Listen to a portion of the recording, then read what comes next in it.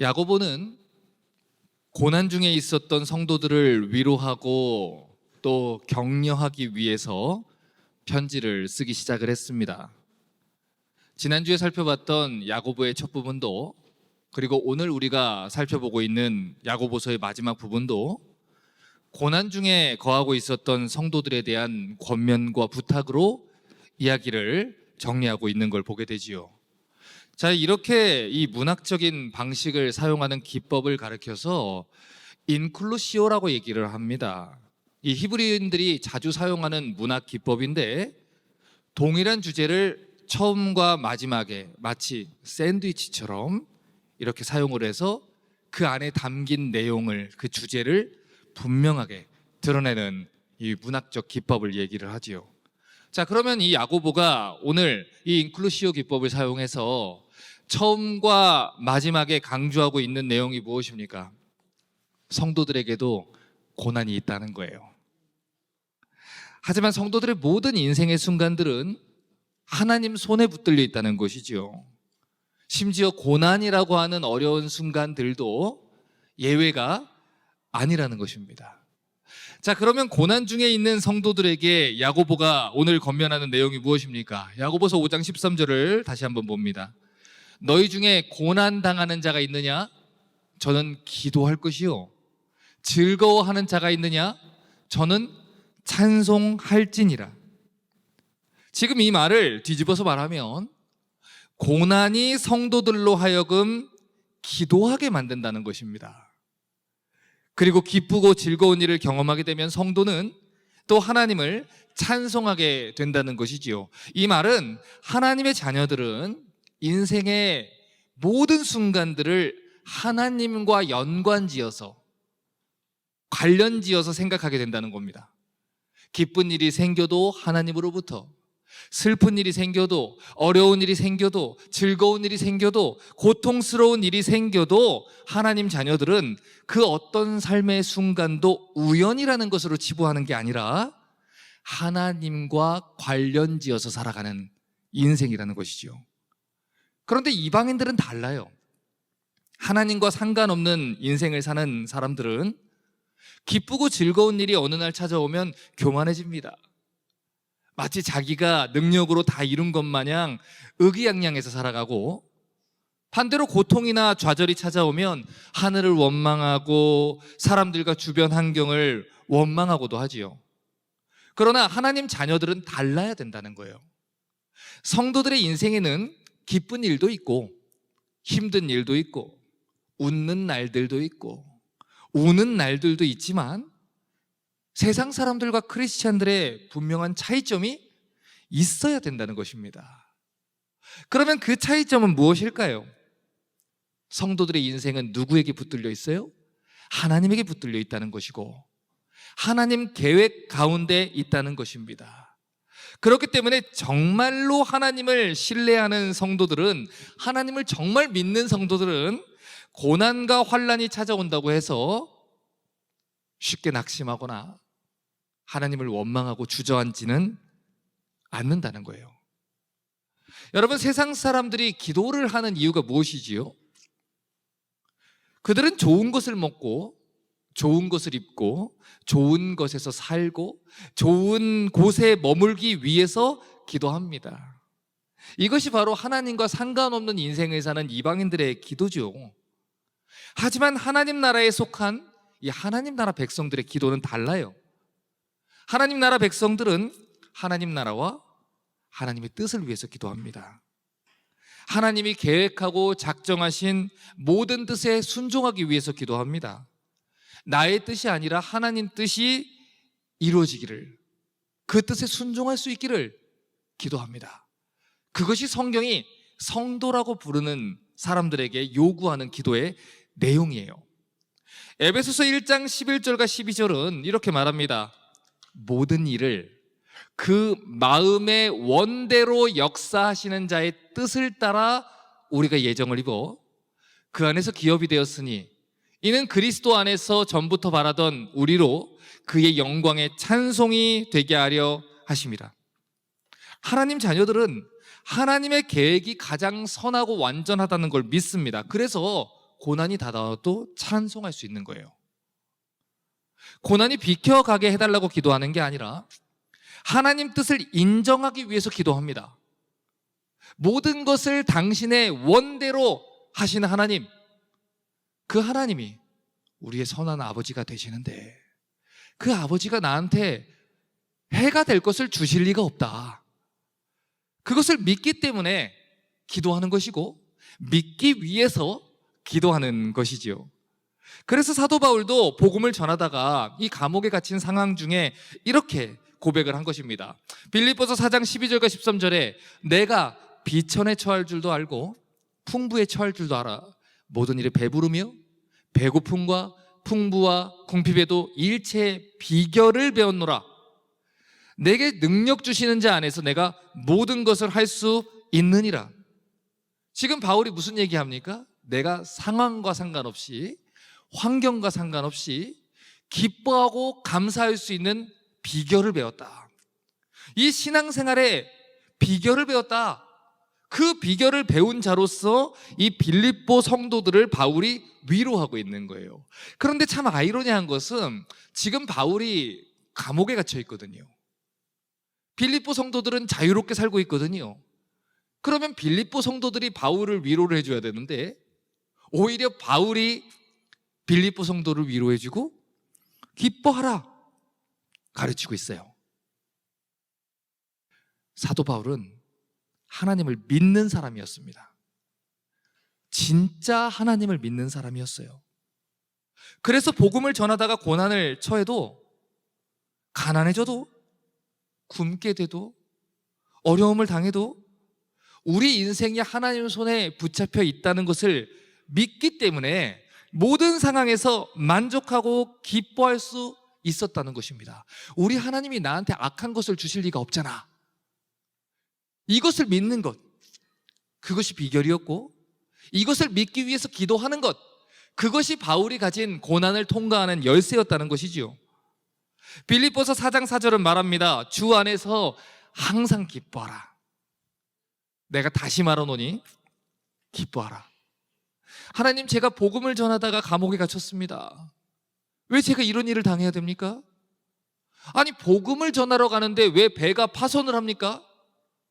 아니, 복음을 전하러 가는데 왜 나를 굶게 하십니까? 하나님이 기뻐할 만한 일을 했는데 하나님을 모르는 세상 사람들이야 뭐 벌을 받든지 하나님의 외면을 받든지 그런 일이 벌어질 수 있지만 나는 하나님을 사랑하는 사람이고 하나님이 기뻐하는 일을 위해서 모든 걸 다 버린 사람인데 왜 내가 감옥에 갇혀야 됩니까? 이렇게 하나님을 원망할 수 있었죠. 그런데 바울은 비결을 배운 거예요. 하나님이 나쁜 것을 주실 리가 없다. 그래서 자신 있게 빌립보 성도들을 위로하고 항상 기뻐하라, 이 권면을 할 수 있었던 것입니다. 이것이 바로 성도의 모습이에요. 이것이 바로 하나님의 주권과 계획을 신뢰하는 하나님 나라 백성들의 기도입니다. 우리가 기도할 때 자주 인용하는 구절 중에 빌립보서 6절이 4장 6절이 있지요. 아무것도 염려하지 말고 오직 모든 일에 기도와 간구로 너희 구할 것을 감사함으로 하나님께 아뢰라. 성경은 분명히 얘기를 합니다. 아무것도 염려하지 말고 기도해라. 자, 그런데 이 구절에서 우리가 주목해서 봐야 되는 내용이 있어요. 지금 하나님이 우리한테 말할 때 아무것도 염려하지 않고 기도하면 하나님이 우리가 기도한 대로, 기도 제목대로 다 응답해 주시겠다고 합니까? 아니에요. 빌립보서 4장 7절은 우리의 기대와는 다른 약속을 주고 있어요.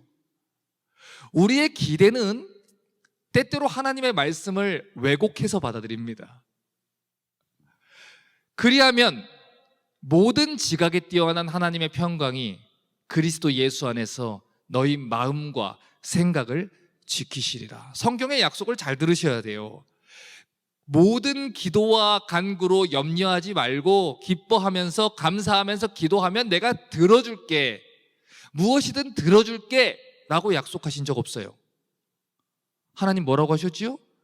하나님의 평강이 너희 마음과 생각을 지키시리라. 너희 마음이 흔들리지 않도록. 너희 마음이 불안하지 않도록 평강의 평강으로 지키시리라. 자, 그런데 여기서 또 주목해서 봐야 되는 것은 하나님의 평강이 그리스도 예수 안에서 지키신다는 거예요.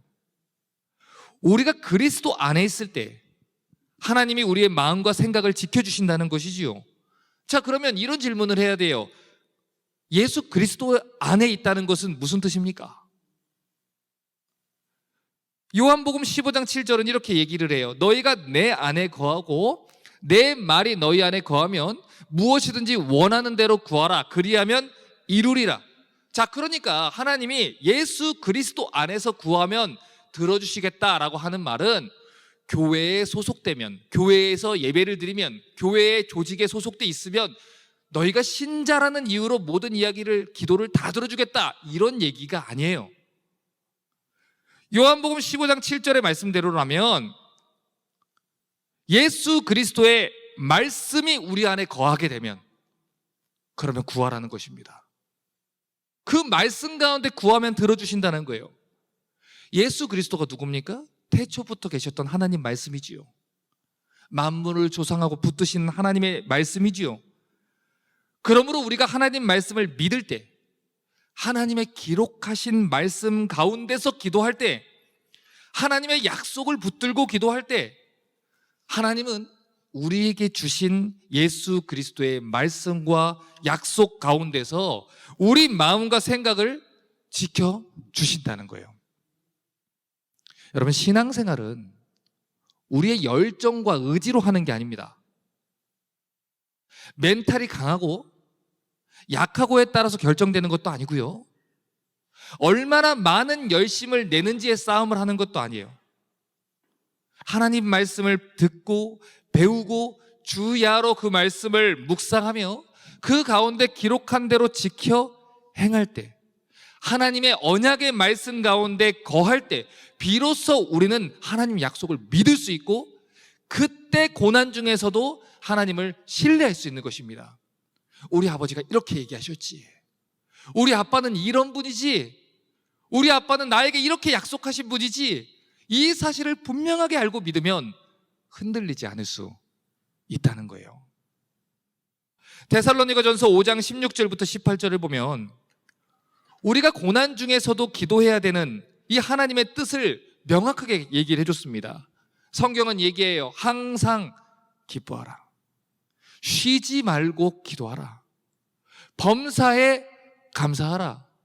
이는 그리스도 예수 안에서 너희를 향하신 하나님 뜻이니라.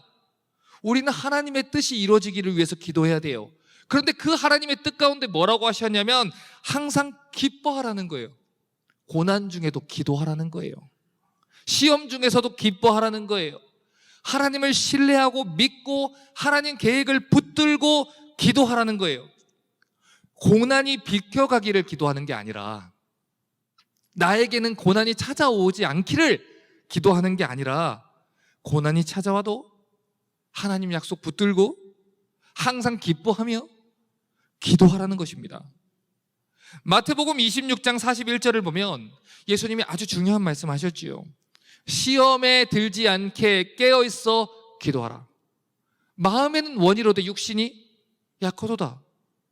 시험 자체가 문제가 아니에요. 성도들에게도 시험은 찾아옵니다. 그런데 시험을 드는 이유가 무엇이냐면 고난이 찾아왔기 때문에 시험이 드는 게 아니라 우리가 하나님을 신뢰하지 못했기 때문에 시험 드는 겁니다. 믿음 없기 때문에 시험 드는 거예요. 하나님의 뜻을 인정하지 못했기 때문에 시험 드는 것이고, 자족하지 못하기 때문에 시험 드는 것입니다. 여러분, 우리의 육신과 세상 사람들의 육신이 다른 육신입니까? 거듭났어도 우리의 육신은 똑같이 두 발을 밟고 세상에서 밥을 안 먹으면 배가 고프고 몸이 아프면 누워야 되는 연약한 육신을 가진 사람들입니다.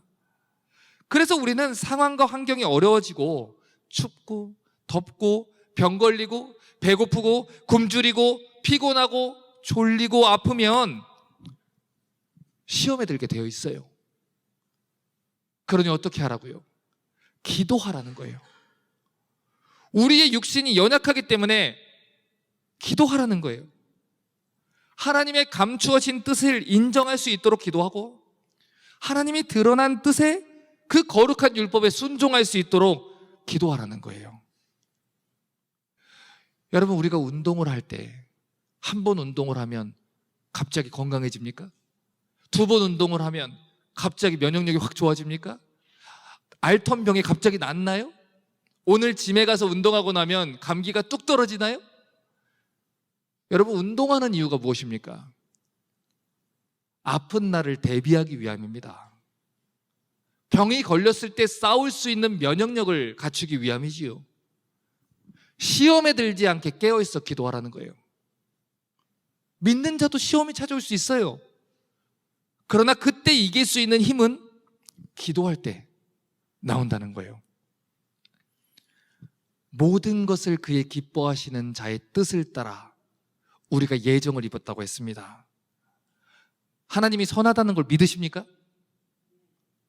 하나님이 나를 죽기까지 사랑하셨다는 걸 정말 믿으십니까? 그분이 여러분에게 나쁜 것을 주실 리가 없습니다. 이것을 믿는다면 기뻐할 수 있다는 거예요. 이것을 신뢰한다면 기뻐할 수 있다는 것이지요. 하나님의 구원의 능력을 믿는다면 기뻐할 수 있다는 거예요. 고린도전서 10장 8절부터 13절을 보면 아주 중요한 이야기를 합니다. 저희 중에 어떤 이들이 간음하다가 하루에 2만 3천 명이 죽었나니 우리는 저희와 같이 간음하지 말자. 저희 중에 어떤 이들이 주를 시험하다가 뱀에게 멸망하였나니 우리는 저희와 같이 시험하지 말자. 저희 중에 어떤 이들이 원망하다가 멸망시키는 자에게 멸망했나니 너희는 저희와 같이 원망하지 말라. 저희에게 당한 이런 일이 거울이 되고 또한 말세를 만난 우리의 경계로 기록되었느니라. 그런즉 선줄로 생각하는 자는 넘어질까 조심하라. 사람이 감당할 시험 밖에는 너희에게 당한 것이 없나니 오직 하나님은 미쁘사 너희가 감당치 못할 시험 당할을 허락하지 아니하시고 시험 당할 즈음에 또한 피할 길을 내사 너희로 능히 감당하게 하시느니라. 아멘. 여러분, 이 하나님의 말씀을 믿으십니까? 하나님은 감당하지 못할 시험 주시지 않습니다. 그리고 시험 당할 중에도 피할 길도 주십니다. 그래서 성경은 얘기해 주는 거예요. 구약의 이야기가 이스라엘의 모습이 우리를 거울처럼 비춰주는 것이다. 그러니 그들의 이야기를 보면서 아이고 저 한심한 놈들이 이렇게 보는 게 아니라 거울로 보라는 거예요. 아, 이스라엘이 그때 이렇게 해서 멸망당했지, 이스라엘이 이래서 어려움을 겪었지, 우리는 그렇게 원망하지 말자. 우리는 그렇게 불신하지 말자. 하나님, 저는 그렇게 하지 않겠습니다. 그 말씀 가운데 교훈을 얻겠습니다. 그들이 어땠지요? 물이 없으면 물 없다고 원망하고, 잠자리가 불편하면 잠자리 때문에 원망하고, 밥 없으면 밥이 부족해서 원망하고, 반찬이 다양하지 않으면 반찬이 다양하지 않아서 원망하는 것, 그게 이스라엘의 모습이고 우리의 모습입니다. 우리에게 주어진 감사는 다 잊어버리고 불평과 원망과 통곡으로 하루를 사는 게 오늘날 우리들의 모습입니다. 모든 것을 당신의 예정하신가 기뻐하신 뜻대로 이루시는 하나님, 그것이 성경이 말하는 하나님 주권인데 우리는 하나님 주권을 인정하지 않으려고 그래요.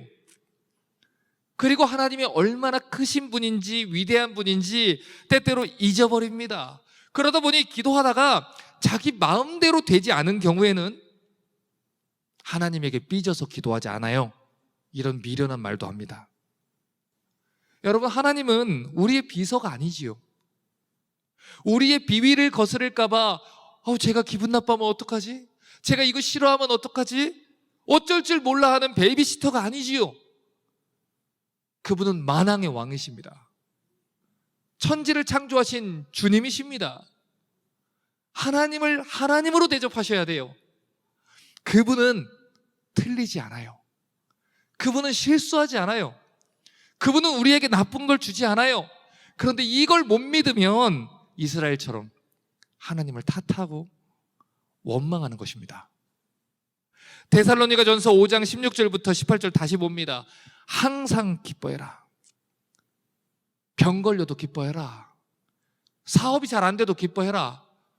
자녀들이 원망해도 기뻐해라. 모든 상황이 뜻대로 되지 않아도 기뻐해라. 그리고 그 일을 위하여 쉬지 말고 기도해라. 그리고 범사에 감사해라. 너희 인생이 하나님께 붙들려 있다는 걸 감사해라. 붙들려 있기 때문에 기도할 수 있다는 걸 감사해라. 너희가 세상의 다른 신이 아닌 하나님께 기도할 수 있다는 걸 감사하고 하나님이 그 기도를 듣고 계시다는 것을 감사해라. 부하던 가난하던 가진 게 없던 있던 세상 사람들이 다 나를 떠나던 손을 대는 사업마다 다 잘 되지 않든 심지어는 생명까지 잃게 되는 고난이 찾아와도 하나님은 우리 인생이 하나님 손에 붙들려 있기를, 그 사실을 믿을 수 있기를 원하십니다. 그래서 기도하라고 하셔요. 고난이 찾아오면 기도하라고 하셔요. 버틸 수 있도록 기도하라고 하셔요. 마음을 지킬 수 있도록 기도하라고 하셔요. 연약한 우리의 육신을 위해서 시험에 들지 않도록 기도하라고 하셔요. 이 개념을 설명하기 위해 야고보는 구약의 한 선지자를 데리고 옵니다. 그의 이름은 엘리야예요.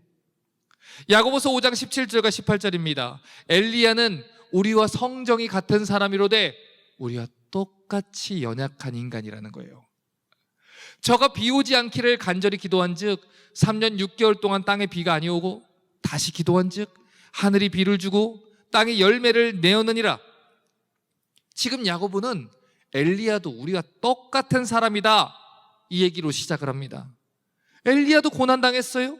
엘리야도 어려움 겪었어요. 엘리야도 기도응답을 받았어요. 엘리야도 절망했던 적이 있었어요. 그런데 지금 엘리야가 우리와 똑같은 성정을 가지고 있다라고 얘기를 한 것은 그의 기도 응답의 원인이 엘리야가 대단해서가 아니다라는 걸 전제하는 거예요. 엘리야가 대단해서 하나님이 3년 6개월 동안 비를 안 내린 것도 아니고, 엘리야가 대단해서 우리랑 다른 뭔가가 있어서 하나님이 그 기도에 응답한 것도 아니다. 그 기도의 응답의 위대함은 누구에게 있어요?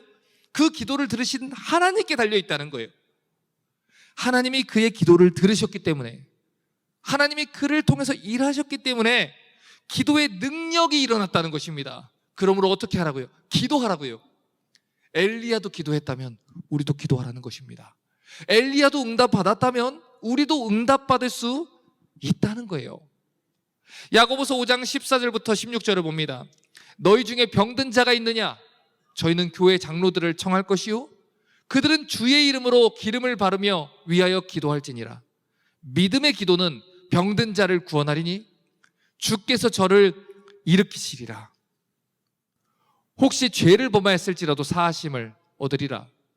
이러므로 너희 죄를 서로 고하며 병 낫기를 위하여 서로 기도하라. 의인의 간구는 역사하는 힘이 많으니라. 하나님이 어떤 방식으로 언제 어떻게 응답하실지 우리는 몰라요. 그것은 감추어진 뜻이고 하나님의 오묘한 뜻이죠. 그러나 드러난 하나님의 뜻은 무엇입니까? 기도하라는 거예요.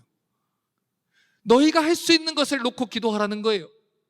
기름을 바르며 기도하라는 것은 그 당시 의학적인 지식을 얘기합니다.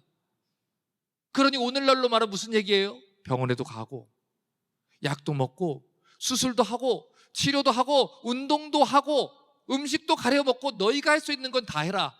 하지만 그 모든 일 가운데 하나님이 역사하시기를 기도해라. 하나님이 들으실 것이다. 그러니 결과는 하나님께 맡기고 뭐 하라고요? 기도하라고요. 오늘 야고보가 이 엘리야 선지자의 이름을 기도의 레슨 가운데 언급하는 이유는 엘리야가 유대인들 사이에서 기도의 능력이 탁월했던 선지자로 인정받고 있었기 때문입니다. 그런데 그들에게 얘기하는 거예요. 엘리야도 우리가 똑같은 사람이야. 그러니 너희도 기도하면 하나님이 들어주실 거야. 열왕기상 19장 3절과 4절을 봅니다. 저가 누굽니까? 엘리야지요. 이 형편을 보고, 형편을 봤다는 게 무슨 뜻입니까? 자기를 죽이려고 하는 이스라엘의 분위기, 이세벨의 계략, 절망적인 상황, 모든 게 다 망가진 것 같은 고난, 그걸 보고 일어나 생명을 위하여 도명하여 유다에 속한 브에세바에 이르러 자기의 사환을 그곳에 머물게 하고 스스로 광야로 들어가 하룻길쯤 행하고 한 로뎀나무의 아래 앉아서 죽기를 구하여 가로되 여호와여 넉넉하오니 지금 내 생명을 취하옵소서. 나는 내 열조보다 낫지 못하니이다. 그 위대한 엘리야 선지자도 고난이 찾아오니까 하나님을 바라보지 못하고 형편을 봤다고 합니다. 그 위대한 엘리야 선지자도, 그 놀라운 신앙의 경험을 한 선지자도, 기도응답을 받았던 선지자도 자신이 감당하지 못할 어려움이 찾아오니까 로뎀나무 아래로 들어가서 절망했다고 얘기를 합니다. 하나님은 그에게 광야로 들어가라고 하신 적이 없어요. 하나님은 그에게 고난 중에 두려워하려고 하신 적도 없어요. 그런데 스스로 광야로 들어가 절망 중에 죽기를 구했습니다. 열왕기상 19장 9절과 10절도 봅니다. 엘리야가 그곳 굴에 들어가 거기서 유하더니 여호와의 말씀이 저에게 임하여 이르시되 엘리야야 내가 어찌하여 여기 있느냐? 저가 대답하되 내가 만군의 하나님 여호와를 위하여 열심히 특심하오니 이는 이스라엘 자손이 주의 언약을 버리고 주의 단을 헐며 칼로 주의 선지자를 죽였음이오며 오직 나만 남았거늘 저희가 내 생명을 찾아 취하려 하나이다. 하나님이 상황을 몰라서 물어본 것입니까? 근데 엘리야 너 여기 왜 왔니? 상황을 몰라서 그런 일이 있었니?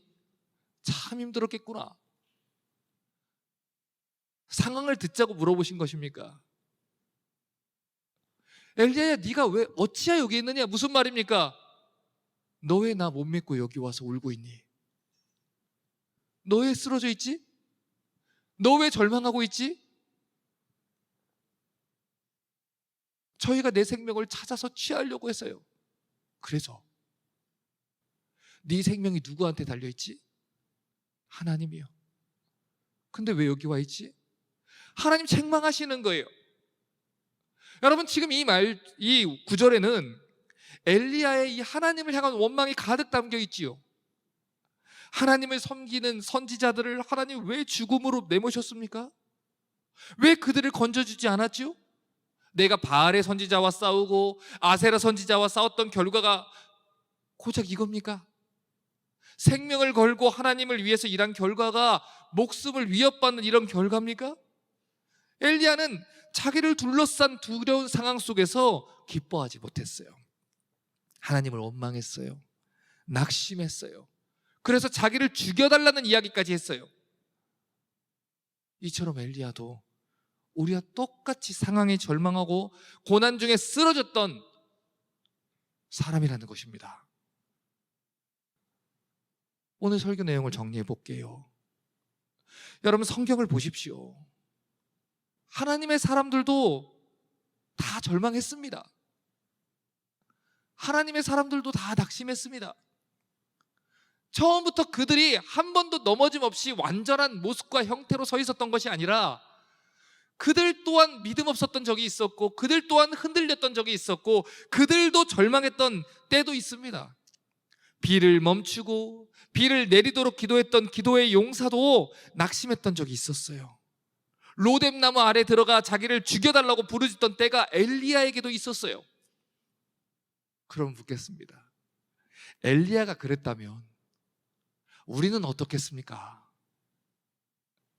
여러분 인생이라는 것이 그저 꾸짖기만 한다고 해서 믿음이 생기는 원리가 안 됩니다.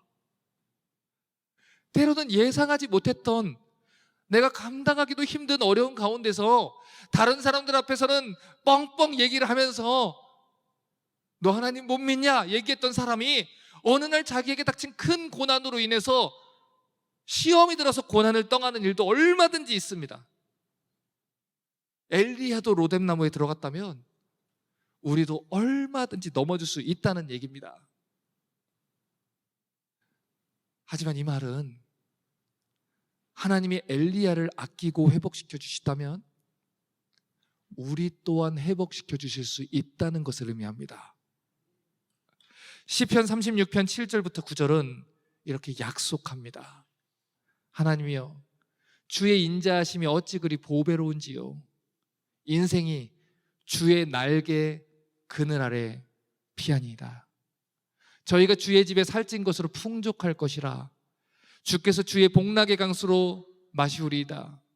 대저 생명의 원천이 주께 있사오니 주의 광명 중에 우리가 광명을 보리이다. 그러므로 기도하라는 거예요. 여호와의 날개 아래 피하라는 거예요. 애쓰고 발버둥치며 내가 스스로 문제를 해결하려고 하는 게 아니라 하나님 도우시옵소서, 하나님 붙들어 주시옵소서, 회복시켜 주시옵소서 기도하라는 것입니다. 둘러싼 상황과 환경에 마음 뺏기지 말고 이세벨이 어떻게 하든, 아합이 어떻게 하든, 이스라엘의 온 선지자가 어떻게 하든, 시대가 어떻게 하든 담대하게 기도하라는 거예요. 누가복음 12장 24절부터 31절의 말씀은 너무나도 쉽게 우리가 어떤 신앙을 가져야 되는지 예수님이 말씀해 주셨습니다. 까마귀를 생각하라. 심지도 아니하고 거두지도 아니하며 골방도 없고 창고도 없으되 하나님이 기르시나니 너희는 새보다 얼마나 더 귀하냐? 너희 중에 누가 염려함으로 키를 한 자나 더할 수 있느냐? 그런즉 지극히 작은 것이라도 능치 못하거든 어찌 그 다른 것을 염려하느냐? 백합화를 생각해봐라. 실도 만들지 않고 짜지도 아니하느니라. 그러나 내가 너희에게 말하노니 솔로몬의 모든 영광으로도 입은 것이 이 꽃 하나만 갖지 못하였느니라. 오늘 있다가 내일 아궁이에 던지우는 들풀도 하나님이 이렇게 입히시거든. 하물며 너희일까 보냐? 믿음이 적은 자들아, 너희는 무엇을 먹을까, 무엇을 마실까 하여 구하지 말며 근심하지도 말라. 이 모든 것은 세상 백성들이 구하는 것이라. 너희 아버지께서 이런 것이 너희에게 있어야 될 줄 아시느니라. 오직 너희는 그의 나라를 구하라. 그리하면 이런 것을 너희에게 더하시리라. 아멘입니까?